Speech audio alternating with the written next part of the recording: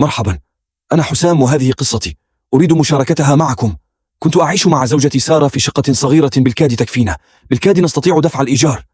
كنت أجلس كل ليلة أنظر إلى الفواتير المتراكمة أمامي، بينما كانت سارة تقف بجانبي غاضبة تقول لي بصوت مرتفع: حسام، الإيجار متأخر، الطعام بالكاد يكفينا، الفواتير لا تنتهي، إلى متى سنعيش هكذا؟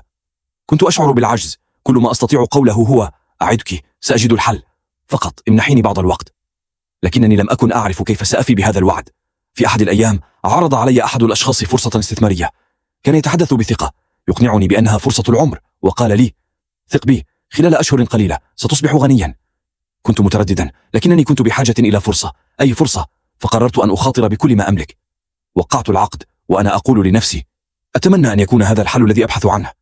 مرت الأيام وكنت أنتظر أن يأتي الربح، لكن فجأة تلقيت رسالة على هاتفي، قرأتها بصوت مرتجف: تمت تصفية الحساب، خسرت أموالك. شعرت بصدمة جعلتني غير قادر على التنفس. قلت بصوت مرتعش: ماذا؟ لا، هذا مستحيل. لم أكن أصدق أنني فقدت كل شيء. دخلت سارة الغرفة، نظرت إلى وجهي المصدوم وسألتني بقلق: ماذا حدث؟ وعندما أخبرتها صرخت بغضب: لقد ضيعت أموالنا، كيف ستعوض هذا؟ لم يكن لدي أي إجابة، كأن المصائب لا تأتي. فرادى بعد فترة قصيرة مرضت سارة وأصبحت طريحة الفراش في المستشفى. كنت أجلس بجانبها، أمسك يدها، أنظر إلى وجهها الشاحب وأقول بحزن شديد: سارة، لا أملك حتى المال لعلاجك.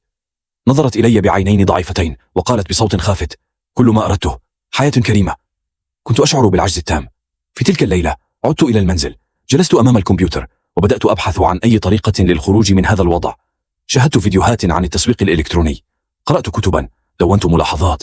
قررت أنني لن أستسلم. قلت لنفسي بإصرار: يكفي فشلا، يجب أن أتعلم، يجب أن أنجح. مرت الأيام، كنت أعمل ليلا ونهارا، أجرب وأخطئ وأتعلم. وفي يوم من الأيام بينما كنت جالسا أمام اللابتوب تلقيت إشعارا جديدا. فتحت البريد الإلكتروني ووجدت رسالة تقول: تم استلام دفعة 10,000 دولار. حدقت في الشاشة بذهول، ثم صرخت بفرح: لقد فعلتها أخيرا. قفزت من مكاني غير مصدق لما أراه. لم يكن هذا إلا البداية. استمريت في العمل حتى وصلت إلى ما حلمت به دائما. وقفت يوما أمام منزلي الفاخر أنظر إلى سيارتي الجديدة وأنا أرتدي بدلة أنيقة. سارة كانت تقف بجواري تبتسم بفخر وسعادة. كنت أقف على مسرح أمام جمهور كبير. أمسكت بالميكروفون وقلت بصوت مليء بالثقة: المال ليس كل شيء، لكن الفقر قد يدمر كل شيء. لا تستسلم أبدا، فالنجاح ينتظر من يسعى إليه. ثم علت أصوات التصفيق وابتسمت، فقد عرفت حينها أنني انتصرت.